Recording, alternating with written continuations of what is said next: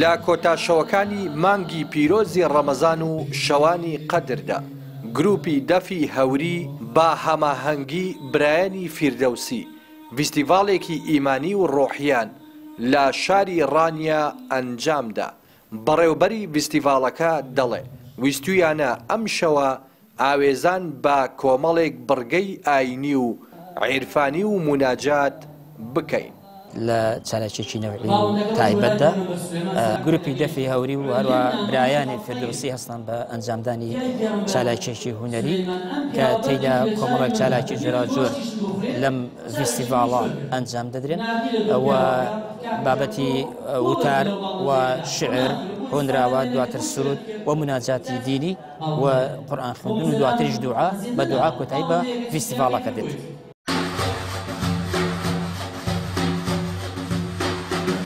سەرپەرشتیاری گروپەکانی بەشداربووی فیستیڤاڵەکە دەڵێ ئامانجیان بووە لە کۆتاشەوەکانی ڕەمەزان و شەوانی قەدردا کەشێکی ئیمانی و ڕۆحی دروست بکەن.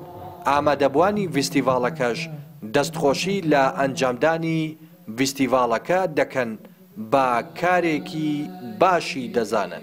ئامانجەکەمانەوەی خەڵکی هام بدەین بەرەو دووبارە ئاشکردنەوە بە موناجات و سرودی ئاینی لە دووتوێی شەوێکی وەها پیرۆزدا کە ئێمە دەتوانین خزمەت بە قورئان و سونەتەکانی بکەین لە چوارچێوەی هونەردا. نیشاندانی ئەو بەهرە ناوازەیە کە لە گەنجانمان کۆبۆتەوە و نیشاندانی دیوە جوانەکەی هونەرە بە شێوەیەکی دروست و ئامانجدار بێت کە هەم ئەوانەی کە بەهرەیان هەیە نیشانی بدەن و هەم بە شێوەیەکی دروست ئاراستە بکرێن و بتوانین لە خزمەتی دینی ئیسلامی پیرۆزدا بەکاری بێنین.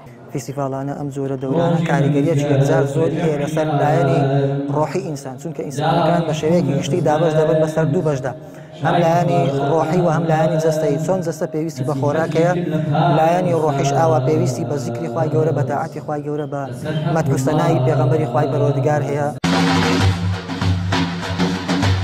هەر لە فیستیڤاڵەکەدا سەرەڕای پێشکەشکردنی سرودی ئاینی و موناجات و دروستکردنی کەشێکی ئیمانی چەند بڕگەیەکی قورئان خوێندن و وتار و دابەشکردنی خەڵات ئەنجام درا. ڕێناس ئەرسەلان، کەناڵی پەیام، ڕانیا.